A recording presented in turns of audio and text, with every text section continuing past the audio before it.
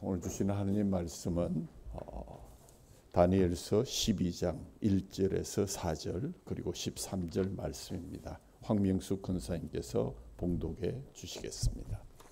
그때 내 민족을 호위하는 큰 군주 미가엘이 일어날 것이요 또 환란이 있으리니 이는 개국 이래로 그때까지 없던 환란일 것이며 그때 내 백성 중 책에 기록된 모든 자가 구원을 받을 것이라.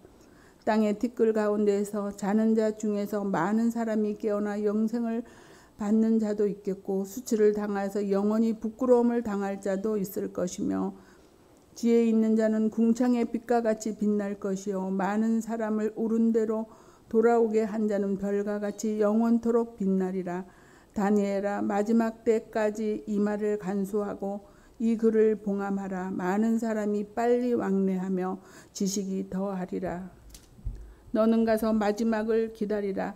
이는 내가 평안히 쉬다가 때는 내 몫을 누릴 것입니다. 아멘. 지난 한 주간도 평안하셨습니까? 가을이 역력해지지만 여름의 끝 자락도 쉽게 사라지지 않는 그러한 시간입니다. 저희 교회는 재직들에게 성경 통독표를 따라서 1년에 적어도 성경을 한 번 정도는 읽을 수 있도록 이렇게 권면하고 있습니다.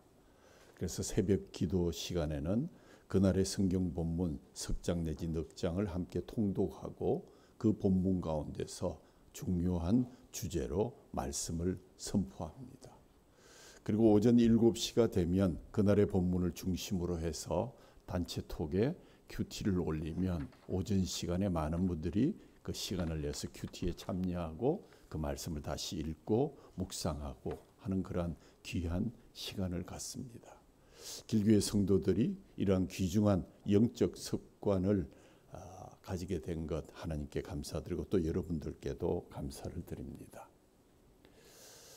그런데 지난 화요일에 그 다음 날 9월 25일의 통독 성경을 준비하고 있는 가운데 다니엘서의 마지막 부분 9장에서 12장을 읽게 되었습니다.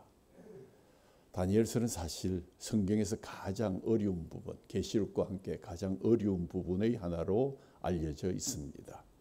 예루살렘의 형벌 기간이 70년 만에 그것이 그칠 것이다 라는 사실을 발견한 다니엘이 얼마 남지 아니한 그 회복의 날을 앞에 두고 이스라엘의 죄를 자신의 죄로 고백하면서 금식하면서 하나님의 용서를 구하게 됩니다.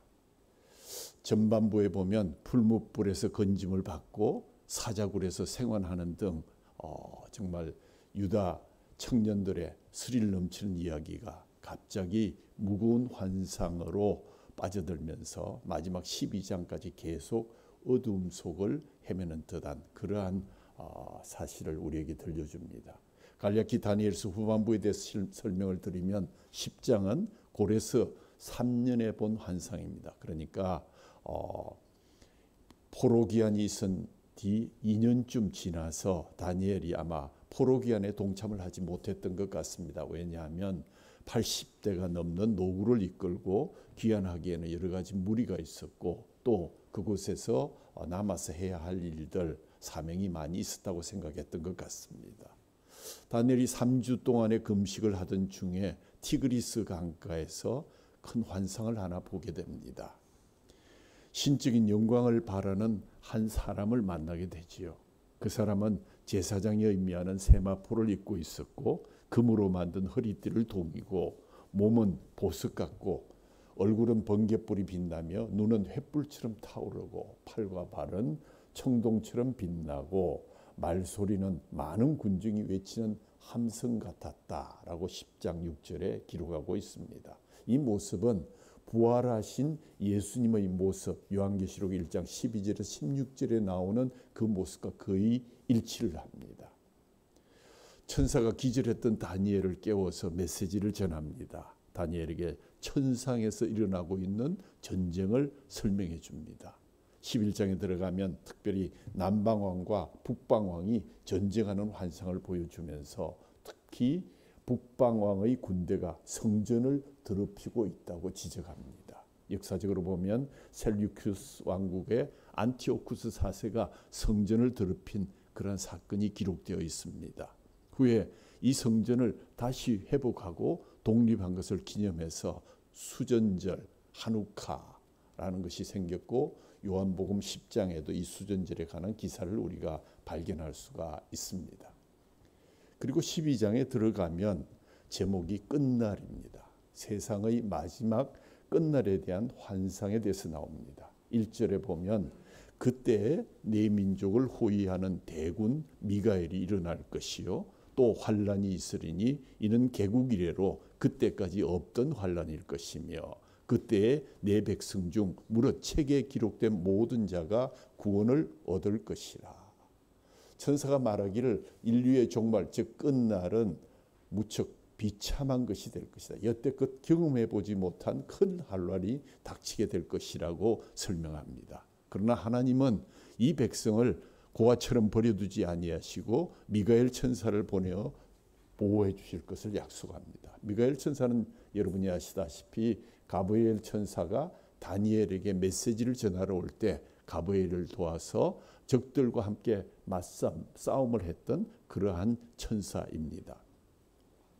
그래서 생명책에 기록된 자는 한 사람도 남김없이 다 구원하겠고, 그러나 주님을 믿지 못한 사람들, 생명책에 기록되지 아니했던 사람들에게는 부끄러운 처참한 날이 될 것이다. 죽었던 자들을 다 부활시키시고 의인은 생명의 부활을 받아서 영생하게 되지만 악인들은 심판의 부활을 받아서 영원히 수치와 부끄러움을 당하게 될 것이라고 말씀하고 있습니다. 우리가 흔히 지옥을 얘기할 때 어떤 그 영벌에 속한 불의 어떤 심판을 얘기하지만 그것은 불교적인 요소가 다분합니다.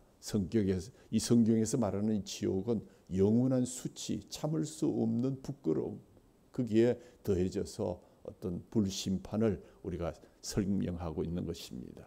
그리고 지혜 있는 사람과 많은 사람을 옳은 길로 인도하는 사람은 천국에서 빛나게 하실 것이다 하는 오늘 요절 말씀 12장 3절 말씀을 발견하게 됩니다. 오늘 요절 말씀이 3절 말씀, 지혜 있는 자는 궁창의 빛과 같이 빛날 것이요 많은 사람을 옳은 대로 돌아오게 한 자는 별과 같이 영원토록 빛나리라.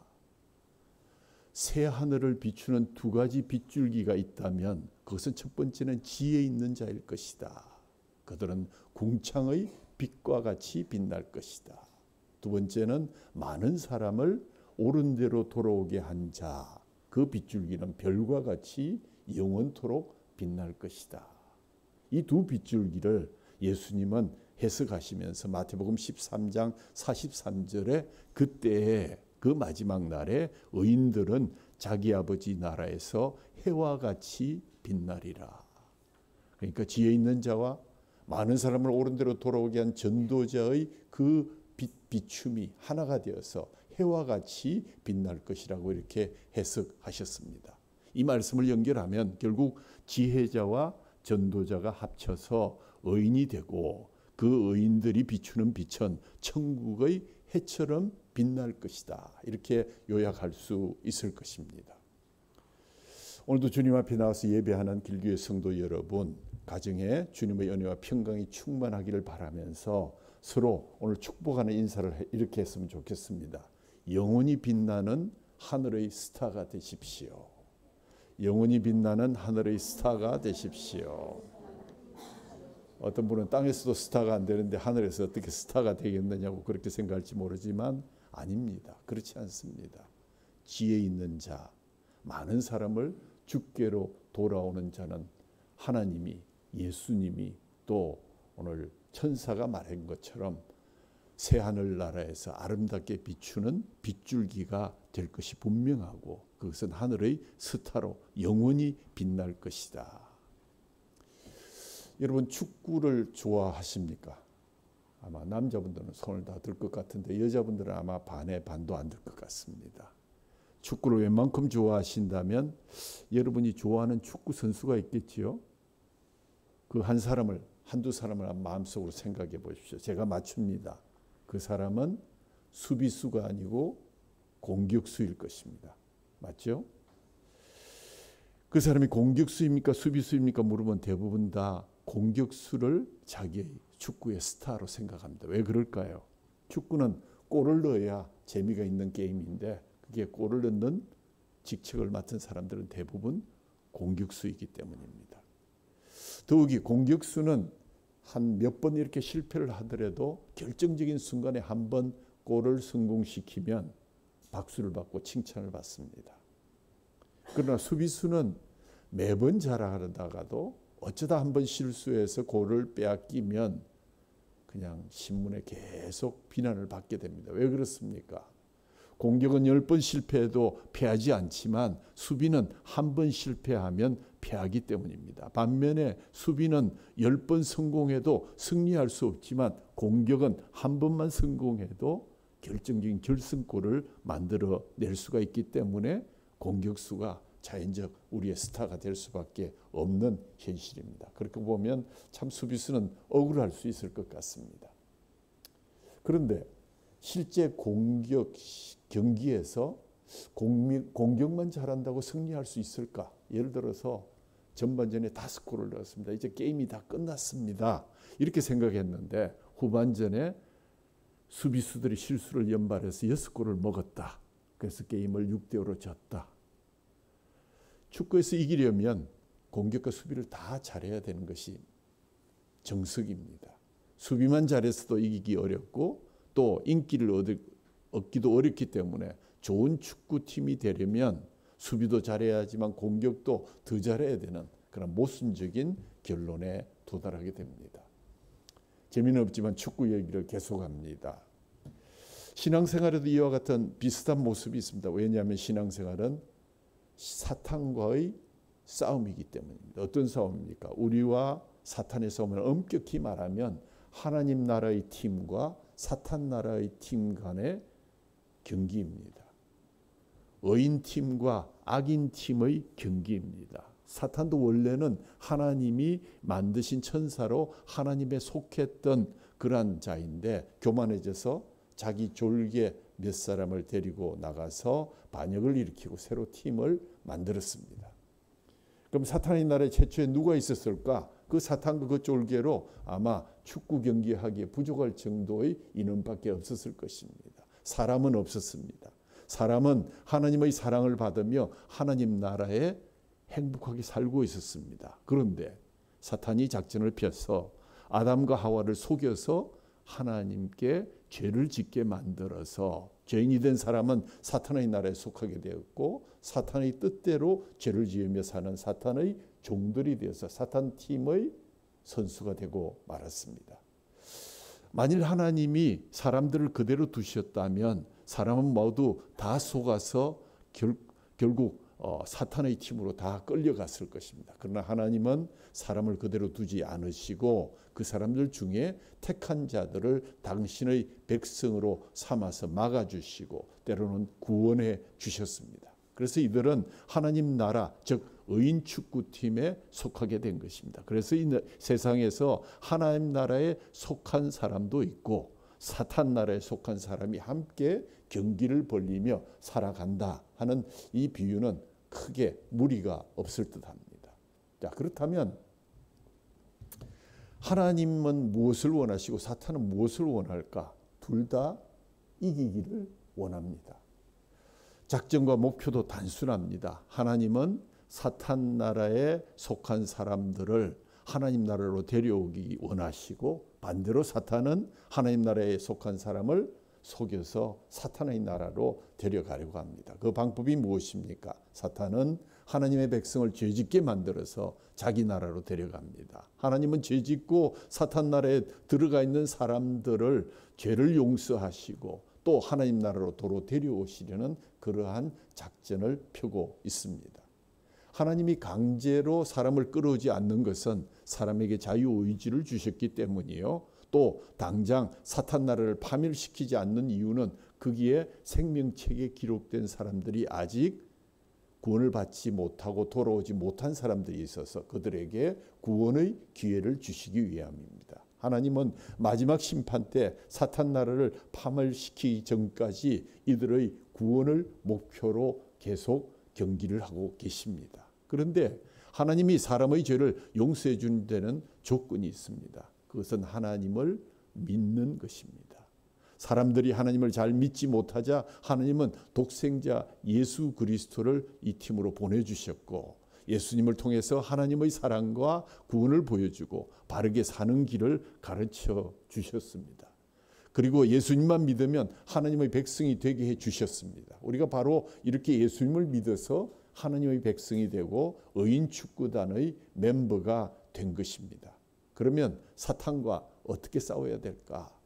1차적으로는 사탄의 공격을 막아야 합니다. 사탄이 우리를 죄짓게 만들려고 할 때 거기에 속아서 죄를 짓지 않도록 말씀으로 우리를 무장하고 또 우리 연약한 지체들을 함께 지켜낼 수 있도록 방어하는 파수꾼이 되어야 합니다. 사탄을 공격하는 것이 무엇입니까? 하나님을 믿지 않고 죄 속에 사는 사람들을 권해서 하나님을 믿도록 하나님의 복음을 전하고 그들의 바른 삶을 인도하는 것입니다. 여기서 절대 오해하지 말 것은 사탄을 공격한다고 해서 사람 자체를 공격하는 것이 아니라 사람을 사랑하며 그들에게 복음을 전해서 하나님께로 인도하도록 유도하는 것이다 라는 사실을 결코 잊어서는 안 될 것입니다. 처음 보시는 단어입니다. 공수별 작전. 제가 만든 겁니다.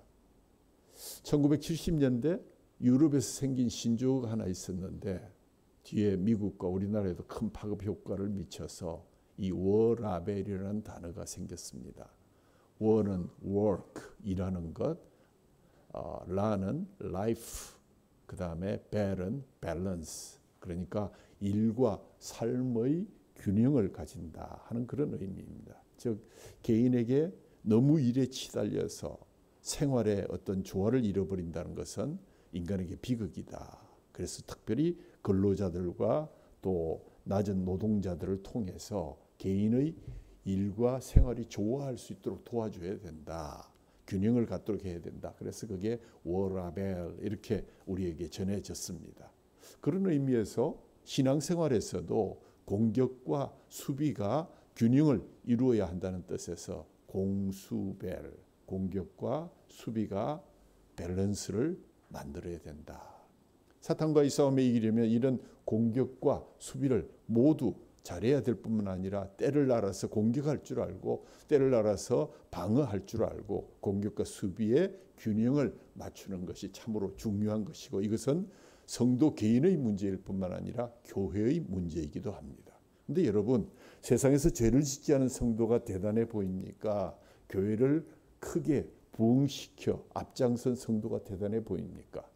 교회를 크게 부흥시킨 성도지요. 달리 말해서 축구에서 수비를 잘하는 성도는 교회에서 어떤 영웅이 될 기회가 그렇게 많지 않습니다. 대신 공격을 잘해서 정말 많은 사람을 옳은 대로 오게 하는 그러한 사람들은 영웅이 되는 경우가 많습니다. 그러나 사실 우리에게 우선적으로 중요한 것은 수비를 잘하는 것입니다. 왜냐하면 우리가 사탄의 공격을 막지 못하면 우리가 파멸을 당하는 것은 자명합니다. 사실 우리는 남을 구원하기 전에 나의 구원을 확실히 지켜내야 합니다. 이 구원은 먼저 1대1 하나님과 나와의 관계에서 출발하기 때문입니다. 그래서 내가 믿음을 지키고 내가 바르게 사는 것이 참으로 중요한 원리가 됩니다. 이런 원리를 미리 알고 계신 하나 시인이 있는데 그 시인을 소개합니다. 조동화 시인입니다. 나 하나 꽃피어 풀밭이 달라지겠냐고 말하지 말아라. 내가 꽃피고 나도 꽃피면 결국 풀밭이 온통 꽃밭이 되는 것 아니겠느냐. 와, 멋있죠? 근데 후편에 보면 나 하나 물들어 산이 달라지겠냐고도 말하지 말아라. 내가 물들고 너도 물들면 결국 온 산이 활활 타오르는 것 아니겠느냐. 참 시인은 좋겠습니다. 어떻게 이런 생각들을 이렇게 아름다운 말로 표현할 수 있는지. 그러나 다시 한번 생각해 보면 나만 바른 생활을 한다고 해서 사탄의 공격을 완전히 막을 수 있을까? 그렇지 않습니다. 사탄은 날로 더 정말 으르렁거리는 사자처럼 우리를 잡으려고 온갖 깨와 유혹을 다하고 있습니다. 다른 연약한 성도들도 죄에 빠지지 아니하도록 서로 도와야 하는 것. 그래서 수비가 참 어려운 것이다. 내 주위의 성도들이 죄에 빠져서 사탄의 종이 되면 나 혼자 홀로 잘 믿는다는 것이 그렇게 쉽지가 않습니다. 그래서 우리는 서로 도우며 사탄의 공격을 막아내야 하는 공동 운명체이기도 합니다. 이를 위해서 우리는 서로를 보살피고 서로를 위해서 기도하며 파수꾼의 역할을 잘 감당해야 할 것입니다. 이것을 가장 잘 지적한 성경 구절이 있다면 에스겔 3장 17절. 에스겔을 하나님은 대표적인 파수꾼으로 불렀습니다. 뭐라 그랬습니까? 인자야, 내가 너를 이스라엘 족속의 파수꾼으로 세웠으니 너는 내 입의 말을 듣고 나를 대신하여 그들을 깨우치라. 하나님은 에스겔을 이스라엘의 파수꾼으로 세우셨습니다. 그래서 사탄이 하나님의 백성을 공격할 때 에스겔은 틀림없이 사전에 경고를 해 주어야 합니다. 백성이 이 경고를 듣고 사탄의 공격을 막아 죄를 짓지 않으면 백성도 살고 에스겔도 살게 되는 것입니다. 그러나 만약 에스겔이 그것을 경고가 늦어지거나 또는 경고하지 않았다면 백성은 무방비 상태로 사탄의 공격을 받아 죄짓고 파멸당하고 말 것입니다. 그러면 에스겔도 경고하지 않은 죄 때문에 하나님의 무서운 벌을 받게 될 것이라고 하나님은 누차 강조하셨습니다. 그만큼 파수꾼의 사명이 중요하기 때문입니다. 우리 모두는 파수꾼의 사명을 받고 있습니다. 우리 자신과 성도들의 믿음을 지켜줄 양육과 수비의 사명이 우리에게 있습니다. 오늘 성경은 지혜로운 자라고 표현했습니다. 이런 수비는 잘해도 별로 대단한 상이 없는 것처럼 보입니다. 그러나 수비를 잘 못하면 하나님 나라가 무너지고 또 우리가 파멸을 당하게 되는, 수비는 화려하지 않지만 무거운 책임이 있는 것을 다시 한번 깨닫게 됩니다. 지혜 있는 자의 사역을 잘 감당해서 새하늘을 아름답게 비추는 파수꾼의 역할을 잘 감당할 수 있기를 주님의 이름으로 축원합니다.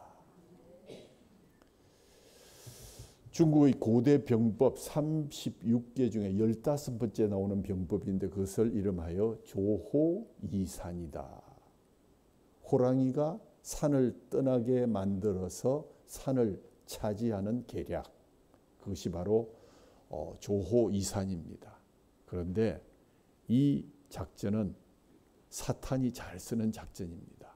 전쟁에서 강한 적이 성을 지키고 있을 때 싸우다가 패해서 도망하는 척하다가 그래 적이 성을 나오게 되면 적을 멀리 유인한 후에 복병을 통해서 성을 치면 쉽게 함락할 수 있다. 하나님 조호이산의 그러한 방법이 바로 사탄들이 즐겨 쓰는 방법이다라는 사실을 여러분 기억하셔야 할 것입니다.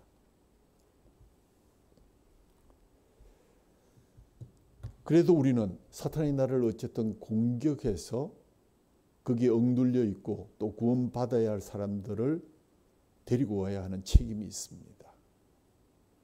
인지를 구원하기 위한 그러한 영어들이 많이 나오죠. 어떻게 구원합니까? 치밀한 작전과 희생 정신이 없으면 불가능합니다. 복음을 전해서 예수님을 믿게 만들어야 합니다.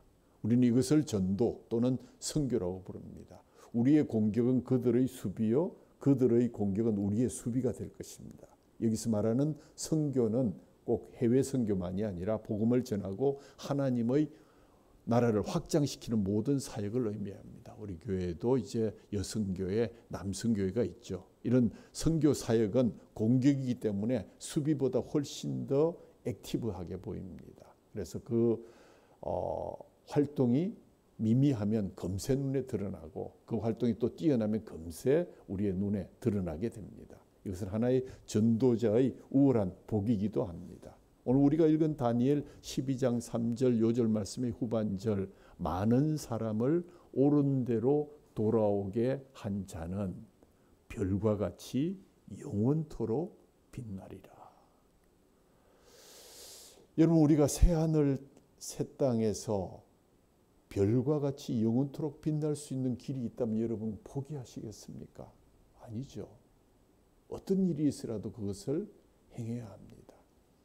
에스겔서에서 나오는 파수꾼의 사명을 잘하는 사람은 오늘 요절 말씀인 3절 전반부에 지혜 있는 자, 즉 지혜가 있어서 성도를 잘 양육하고 수비를 하고 또 적의 공격을 미리 우리에게 알려주는 그런 자들에게는 궁창의 빛과 같이 빛날 것이다. 두 줄기 이 빛이 큰 흐름이 있다면 하나는 공격이요, 하나는 수비이다. 그것이 다 중요한 것이요. 예수님은 그것을 하나의 해같이 영원히 빛날 것이다 라고 표현하셨습니다. 파수꾼의 사명은 잘하지 못하면 무서운 심판을 받는다는 경고의 말씀이 늘 따라다닙니다. 그러나 선교의 사명은 잘하면 큰 상급을 받는다는 약속은 있지만 잘못하면 어떤 일이 일어난다는 그러한 이야기는 결코 그렇게 발견할 수가 없습니다. 파수꾼의 사명은 잘못함으로 받을 벌을 경고하셨지만 분명한 것은 궁창의 빛과 같이 빛나는 한 줄기 거대한 천국의 비침을 분명하게 밝히고 있음을 기억하시고, 선교의 사명은 잘못해도 벌 받는다는 말씀이 없다는 대신에 잘하면 큰 상을 받는다고 성경이 응원하고 또 그들을 지켜 세우고 있습니다. 이 모습이 축구에서 수비는 잘해도 보통이지만 못하면 비난을 받고 공격은 못해도 대충 넘어가지만 큰 상급을 받는다는 논리와 비슷해서 제가 오늘 축구의 이론을 도입해서 설명하는 것입니다. 양육하고 파수하는 수비수의 책임이 그만큼 막중하다는 사실을 다시 한번 강조할 수밖에 없습니다. 그러나 우리가 이 두 줄기 큰 빛을 오해해서는 안 됩니다. 첫 번째 오해는 수비는 잘해도 영웅이 되지 못하고 공격을 잘하면 영웅이 되기 때문에 나는 공격만 하겠다. 이렇게 되면 성도들이 수비는 않고 공격만 하는 팀이 될 것입니다. 마치 축구에서 모든 선수들이 자기도 골을 넣어야 되겠다, 영웅이 되어야 되겠다 해서 수비는 하지 않고 전부 상대방 골대 앞에 가서 골키퍼까지 다 가서 서 있다면 그것은 룰도 어기는 것이지만 불가능한 일이 될 것이죠. 패전입니다. 이런 축구팀이 이길 수 있겠습니까? 아무리 공격이 최선의 방어라는 말을 이런 때 적용해서는 안 될 것입니다. 예를 한 사람 들까요? 한 사람 들기엔 조금 미안한 감이 있지만 히딩크 감독이 선수를 기용할 때 그 당시 가장 뛰어난 골키퍼가 김병지 선수였습니다. 꽁지머리를 하고 패션이 상당히 뛰어나고 심지어는 그가 상대방 앞에서 헤딩으로 해가지고 골을 넣은 그러한 기록도 있습니다. 아니 어떻게 골키퍼가 상대방 앞에 가서 헤딩을 해서 골을 넣을 수 있는가? 그는 어쩔 때면 그냥 중반전까지 자기가 막 공을 몰고 나가기도 했습니다. 상당히 많은 인기를 누렸습니다. 그런데 히딩크 감독은 그 이후로 그를 절대 기용하지 않았습니다. 자신의 맡은 직분을 제대로 수행하지 못했기 때문에 그러한 인기나 신화 같은 이야기도 불구하고 그를 기용하지 않았던 것을 여러분이 아마 기억하시는 분은 기억하실 것입니다. 더 리얼한 얘기를 제가 몇 번 말씀을 드렸는데 제가 자란 어릴 때 동네에 선교사님 댁이 크게 아주 자리를 잡고 우리가 바로 그 위에 살았고 바로 옆에 이제 계단이 쭉 있습니다. 한 5, 60개 계단이 되는데 한 30개 계단 가면 중간에 쉼터가 있고 다시 30개 계단을 올라가야 되는 그러한 산동네와 아랫동네가 구별되는 그러한 동네에 살고 있었습니다. 자주는 아니지만 1년에 한 두세 번으로 기억되는데 꼭 아랫동네와 산동네 아이들의 싸움이 벌어졌습니다. 이 싸움은 딴 것이 아니라 패싸움인데 윗동네 아이들은 이렇게 그 대나무 숲이 있어서 대나무 중에 아주 큰 것을 들고 이제 그냥 한 2, 30명이 내려오고 또 아래쪽에서는 그 대나무가 없으니까 공사장에 이렇게 집을 짓다가 세워놓는 큰 버팀목을 들고 이제 아래 위로 싸움을 하게 되는데 주로 이제 중간 쉼터쯤 와서 이제 싸우게 됩니다. 뭐 상처를 입거나 다치는 아이들은 거의 뭐 생기지 않았던 걸로 기억이 되는데, 왜냐하면 이 싸움이 와 하고 시작되고 나면 불과 한 1, 2분, 2, 3분도 안 돼서 싸움이 끝이 나버립니다.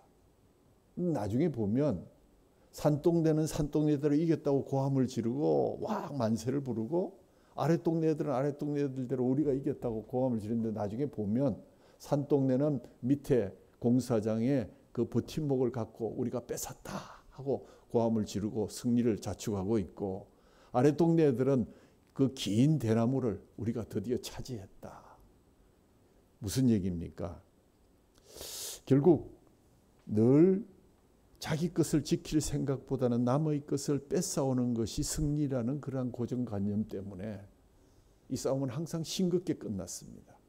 다음 날이 되면 아래쪽 공사장에 버팀목이 없어졌다고 난리가 나고, 빼앗은 대나무를 들고 산동네로 가서 대신 사정을 하면서 버팀목과 교원해 오는 것은 공사장 인부들의 몫이었습니다.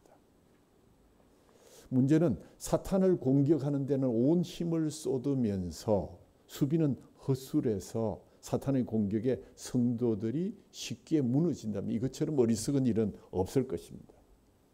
그러나 실제 보면 교회를 외형적으로 우선 확장시키는 것에 너무 앞장서서 하나님이 누구신지 기본적인 교리도 모른 채 휩쓸려서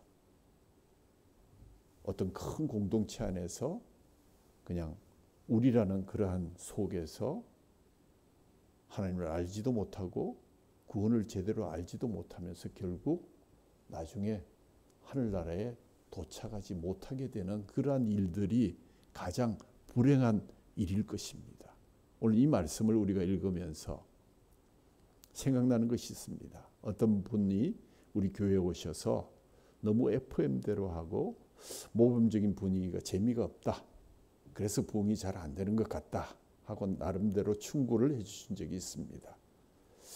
그런 것 같습니다. 주일 예배 때마다 십계명을 교독하고 성찬의 예식을 매주 거행하면서 1년의 성경을 일독하라고 매일 독촉하고 매일 말씀을 큐티로 나누는 것, 너무 자신을 얽매였던 것 같습니다. 그 말씀 들으면서 한편으로 우리 교회가 파수하고 양육하는데 소수이지만 바른 길을 걸어가고 있구나 생각하면서 속으로 감사했던 기억이 있습니다.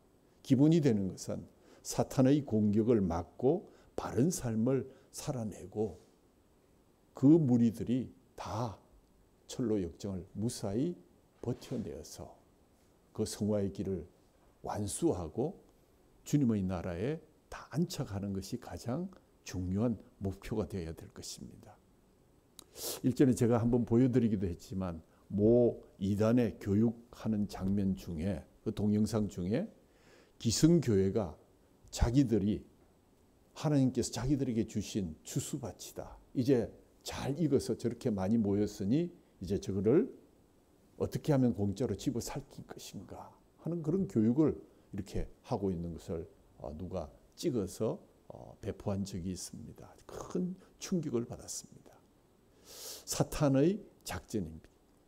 성경에 나오는 선지자들은 대부분 파수꾼의 사명을 가지고 있었고, 그래서 선지자들은 백성을 꾸짖으면서 백성에게 인기가 없는 경우도 많았습니다. 오히려 거짓 선지자들이 백성을 칭찬하면서 우리는 절대로 망하지 않습니다. 아하방 때는 무려 400명의 선지자들이 왕을 칭찬하며 왕의 힘 정도라면 무조건 이길 수 있습니다. 전쟁에 참여하십시오. 당시에 참 선지자였던 미가야 한 사람만 왕에게 가면 당신은 반드시 죽을 것입니다.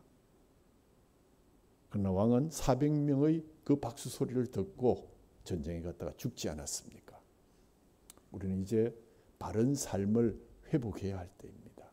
이를 위해서는 교회 지도자와 지혜 있는 자들은 경책의 말씀을 사랑으로 전해야 하고, 경책하지 못한 지도자들을 성경은 뭐라고 하는 줄 아십니까? 이사야서 56장 10절에 보면 이스라엘의 파수꾼들은 맹인이요 다 무지하여 벙어리 개들이라. 짓지 못하며 다 꿈꾸는 자들이요, 누워있는 자들이요, 잠자기를 좋아하는 자들이다.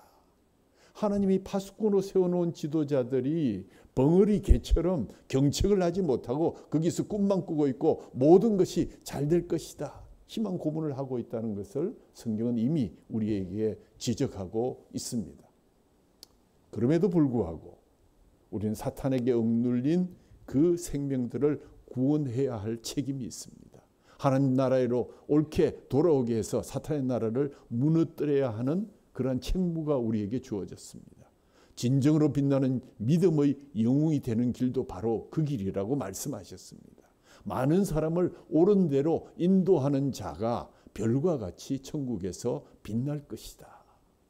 하늘나라에 빛나는 별이 될 기회가 오늘 저희들에게 찾아왔습니다. 10월이 곧 다가오죠. 이를 위해서 필요한 것이 무엇입니까? 복음을 전하는 것입니다. 그런데 복음은 하나님의 용서와 축복의 말씀입니다. 어떤 죄인도, 나 같은 죄인도 하나님이 극진히 사랑하셔서 절대적으로 부패한 나를 다시 살리시고 마른 뼈를 주의 영을 불어넣어서 군대가 되게 하신 하나님의 그 구원의 말씀을 전해야 하는 것입니다. 예수님의 심정으로 예수님의 그 사랑의 십자가를 증거하는 기회가 우리에게 왔습니다. 우리 교회는 1년에 2번 5월과 10월에 VIP 초청 잔치를 하게 됩니다. 올해는 10월 20일로 아마 사역교회에 나와 있는 것으로 기억됩니다. 소위 말하면 여태껏 덥지도 않고 차지도 않았던 우리가 이제 공격 축구를 개시할 시간이 다가왔습니다. 무조건 뿌리고 무조건 치고 달려야 되는 그러한 축제입니다. 때로 거룩한 낭비를 실천해야 될 그러한 기간입니다. 때로 부담스럽습니다.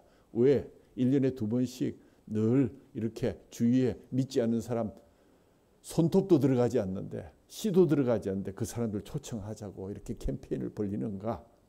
씨 뿌림 다음 주에 보면 열매나 꽃을 바라는 분들에게 얼마나 많은 실망을 안겨주었던가, 이렇게 얘기하는 사람들도 있겠지만 이 잔치를 하기 전에 기본적인 몸을 먼저 푸셔야 됩니다. 오늘 여러분에게 나누어드린 전도 대상자 카드가 나와 있죠. 이 카드는 여러분들이 평소에 복음을 꼭 전하고 싶은 전도 대상자들을 세 가정을 적어서 교회에 제출하면 모든 성도들이 그 대상자들을 위해서 함께 기도하게 될 것입니다. 예전에는 태신자라는 말을 썼는데 어떤 분이 지적하기를 그 태안에 있어서 머지않아 태어나게 될 신자다. 이것은 우리가 그렇게 재단할 수 있는 문제가 아닌 거 아니냐. 우리는 그저 하나님 앞에 전도되기를 희망하는 그러한 대상자를 주님 앞에 올려서 기도할 뿐이지, 태신자란 말은 조금 표현이 잘못된 것 같다는 말씀에 저도 동의를 해서 전도 희망 대상자 또는 전도 대상자로 부르게 된 점을 오해 없으시길 바랍니다. 지금 간단히 작성할 일이 아니라 돌아가셔서 정말 내가 하나님 앞에 이렇게 사랑의 빚을 졌는데 이제 공격할 시간이 되었다. 누구를 공격할 것인가? 누구를 정말 그 라이온 일병 구하기처럼 데리고 돌아오게 될 것인가? 라는 그러한 작전을 생각하면서 써주시기를 바랍니다. 뭐 세 가정이 꼭 넘어서 몇 가정이 된다면 뒤쪽에 여분에 준비된 카드도 있습니다. 그래서 다음 주일 예배할 때, 다음 주일이 10월 첫 주 월삭 감사주일입니다. 감사의 제목, 나는 기도가 필요 없습니다 하는 분들은 안 써오셔도 됩니다. 나는 데리고 올 사람이 없습니다 하신 분들은 대상자 카드 안 가지고 오셔도 됩니다. 카드 작성 중에 오른편에 10월 20일 초청잔치에 모시고 나올 가능성이 있겠다, 이분을 위해서 특별히 기도해 달라 하면 그 공표에다가 표시를 해주시면 됩니다. 그러면 준비위원장이신 박재덕 장로님을 비롯한 새벽기도 팀들이 매일마다 그분들의 이름을 부르면서 기도할 것입니다. 여러분이 해야 될 일은 간단합니다. 매일 한 번씩 그 전도 대상자 가족들을 위해서 간절히 짧지만 시간 내서 꼭 기도해 주십시오. 두 번째, 우리 교회가 지금도 이 예배 실황을 하고 중계하고 있지만 화요일쯤 되면 설교만 뭉쳐서 설교 자체의 동영상이 단톡에 올라오면 여러분들은 그 설교 동영상을 그분들에게 꼭 보내십시오. 보낸지 안 보낸지는 거기에 숫자를 보면 대강 압니다. 여러분들이 한 4, 50명한테 보내면 그게 적어도 한 사람씩한테 보냈다면 한 90명 돼야 맞는 건데 그렇게 된 적이 한 번도 없습니다. 세 번째로 다음 주에 VIP 초청 잔치 초청장을 준비합니다. 매주일 기회난 대로 전화 신방하시고 초청장을 들고 가시거나 보내서 또 식사나 차를 대접하면서 정중히 공격의 뜻을 전하시기 바랍니다. 그런데 다니엘은 어떻게 되었습니까? 라는 질문을 하실 분이 있습니다. 참 여러 가지 12장에 있는 얽혀있는 문제들 나중에 하나하나 다 설명해야 될 길이 있으면 좋겠는데 천사가 핍박이 끝나야 모든 일이 이루어질 것이다. 부활이 있기 전에 무시무시한 핍박이 올 것이다. 다니엘이 혼란스러워서 나도 잘 모르겠는데 어떻게 하면 좋겠습니까? 좀 더 잘 가르쳐 주십시오 했더니 천사가 다니엘아 가거라. 가서 쉬거라. 너무 지나치게 그 마지막 일에 집착할 필요가 없다. 종말에 관한 것이 우리의 나태해진 신앙을 점검해 주고 오늘 이 순간에 더 신실하게 살 수 있도록 도와주는 수준까지는 알고 배워야 하면 분명합니다. 그러나 현실을 무시하거나 미래에 대해서 지나치게 집착하는 것은 위험성도 있고 하나님께서 원하는 바가 아니라는 것. 천사가 오죽하면 다니엘아 가거라. 그러면서 하는 말이 너는 끝까지 신실하여라. 너는 죽겠지만 죽을 것이죠. 그죠? 끝날에는 내가 일어나서 내게 돌아올 보상을 받게 될 것이다. 이 권면이 다니엘서의 마지막을 장식하고 있습니다. 미래에 대해서 알려주었으니 비록 다니엘의 현실이 아프고 힘들지라도 그 백성들과 함께 미래를 생각하면서 당부한 대로 주님의 말씀을 잘 보관하고 잘 알리면서 더 이상 가하거나 감하는 일이 없도록 하고 그래서 말씀 잘 지키되 특별히 마지막 날 내가 약속한 부활의 소망 잃지 말고 살아가야 된다. 이것이 묵시문항의 목적이기도 합니다. 많은 사람들이 오늘도 말세에 대한 지식을 얻으려고 분주하게 왔다 갔다 할 것이라고 오늘 성경에도 나와 있죠. 그러나 깨달아야 할 것은 미래에 대한 일에 대해서 우리가 바라는 것처럼 구체적으로 그 시간을 알거나 사람을 알거나 할 필요가 없고 알 수도 없습니다. 미래에 대해서 너무 아는 체 하는 자들을 경계하셔야 됩니다. 그리고 그들이 제시하는 예언은 항상 성경의 심판과 거기에 필요한 것들을 스크린시켜야 됩니다. 우리나라에 특별히 거짓 예수와 거짓 선자들이 얼마나 많은지요. 수십 명이 되지 않습니까? 머지않아 모든 것이 막을 내리고 다니엘에게 주셨던 말씀대로 부활의 날에 내가 모든 것을 알게 될 것이다 하신 말씀에 아멘하면서 더욱더 모든 사람 또 이미 알지 못하는 사람들 주님 앞으로 옳은 길로 인도하여서 하늘에 빛나는 별이 되는 저와 여러분 되기를 주님의 이름으로 축원합니다. 10월의 영혼의 공수별 작전에 특별히 열심을 내셔서 거룩한 생명운동의 주역이 되시고 하늘나라의 별과 같은 스타들이 많이 탄생할 수 있기를 축원합니다. 2024년 가을 지나가면 한 번밖에 없는 것이지만 사랑의 한 줄기 빛을 가슴에 안고 거룩한 낭비의 공격 축구의 선봉에 나서시고 목표를 정하십시오. 여러분의 믿음 여정에 새 이정표를 세우는 은혜가 있기를 간절히 축복합니다. 다니엘서의 마지막은 너는 가서 마지막을 기다리라. 끝날에 내가 내 상을 누리게 될 것이다 하신 부활의 날을 우리가 기억하면서 우리가 해야 될 일이 무엇이 있습니까? 이제 그 말씀 전하고 그래서 주님 앞에서 다시 한번 정말 2024년 가을에 이런 사건이 있었고 이것이 나의 인생에 놀라운 기적을 가져왔습니다.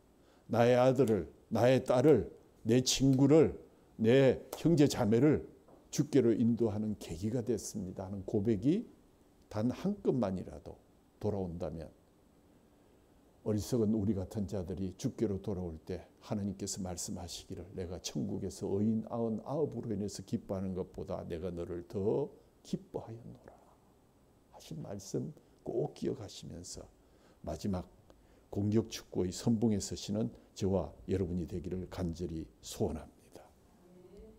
찬양지 108번 우치코 시츠요 씨가 작곡 작사한 꽃들도라는 찬양을 오늘 10월 우리가 VIP 초청잔치 응원가로 정했습니다. 우리 다 같이 오른손을 흔들면서 정말 주님 주실 놀라운 꽃들도 구름도 바람도 넓은 바다도 예수님을 찬양하는 그러한 역사가 우리에게 있어질 것을, 그 부활의 날을 기억하는 다니엘서 마지막 말씀을 기억하면서 우리가 함께 찬양했으면 좋겠습니다. 오른손을 들어서 흔들면서 노래하시는데 서로서로의 길을 축복하는 마음으로, 파송하는 마음으로 뜨겁게 찬송해 주시기를 바랍니다. 1, 2절이 다 끝나고 나면 다시 한번 후렴부는 반주 없이 천천히 우리의 가슴에 손을 얹고 부르시는데, 은혜의 주가 끝나고 마지막에는 예수님이라는 이름을 넣어서 우리가 마무리를 했으면 좋겠습니다. 한번 연습하는 마음으로 다음 주부터 주일 낮 예배 시간 전에 이 응원가를 10월 내내 부르게 될 것입니다. 다 같이 108편 꽃들도 하나모 찬양 같이 부르시겠습니다.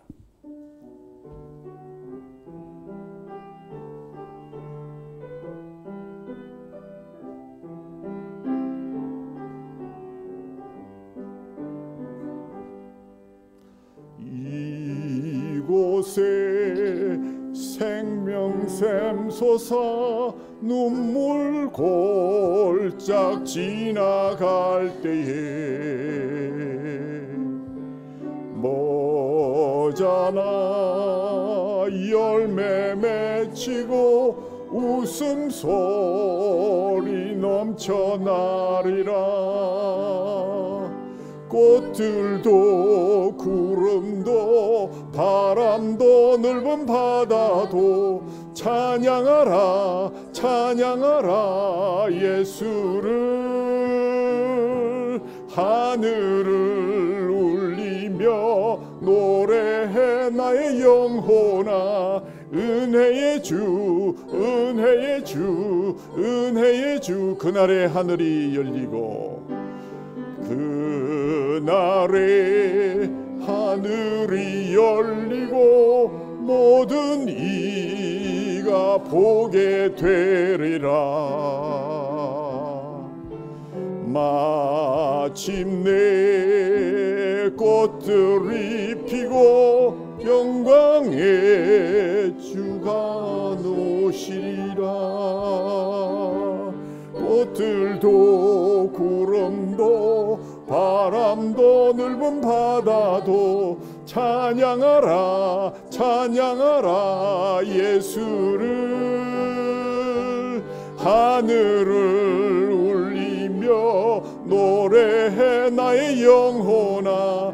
은혜의 주 은혜의 주 은혜의 주. 꽃들도 구름도 바람도 넓은 바다도 찬양하라 찬양하라 예수를. 하늘을 울리며 노래해 나의 영혼아. 은혜의 주 은혜의 주 은혜의 주 예수님.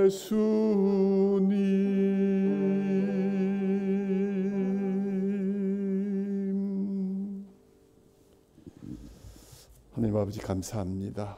2024년 가을이 우리에게 처음으로 다가왔습니다. 사랑의 한 줄기 빛을 안고 공격 축구의 선봉에 나서서 우리 일생의 믿음의 새 이정표를 만들고자 합니다. 새하늘을 비추는 영원한 빗줄기에 다 함께 우리의 영혼을 올인하면서 꽃들도 구름도 바다도 넓은 바다도 찬양하는 우리 주 예수 그리스도 은혜의 주님을 찬양하는 그 응원가에 맞추어서 하나님 정말 꼭 주님 앞에 전도하고 싶습니다 해서 저희들이 올리는 이 전도 대상자들의 이름을 주께서 들으시고 그들의 마음을 주관하여 주시고 이미 죽었던 부패에서 절대로 설 수 없었던 이 죄인이 주께로 돌아오게 하셔서 주의 영을 부어주셨던 것처럼 그들에게도 은혜의 놀라운 역사를 허락해 주옵소서. 2024년 가을 정말 우리에게 주어진 한 생명 한 생명의 구원과 수확으로 인해서 하나님이 의인 99으로 인해서 하늘에서 기뻐하는 것보다 더 기뻐하는 미소가 저희들에게 정말 목도될 수 있도록 은혜 베풀어 주옵소서. 이 시간 우리에게 주신 귀한 주님의 살과 피를 받고자 합니다. 인자의 살을 먹지 아니하고 인자의 피를 마시지 아니하면 너희 속에 생명이 없다 하여 오늘도 우리에게 살을 먹이시고 피를 마시는 그러한 영생을 허락하시니 마지막 날에 다시 그를 살리고 또 다니엘을 살리시고 우리를 살리실 주님, 오늘 우리에게 주시는 참된 양식과 참된 음료를 감사로 또 참여함으로 놀라운 은혜로 받게 하여 주옵소서. 우리 주 예수 그리스도의 이름으로 감사하며 기도하옵나이다. 아멘.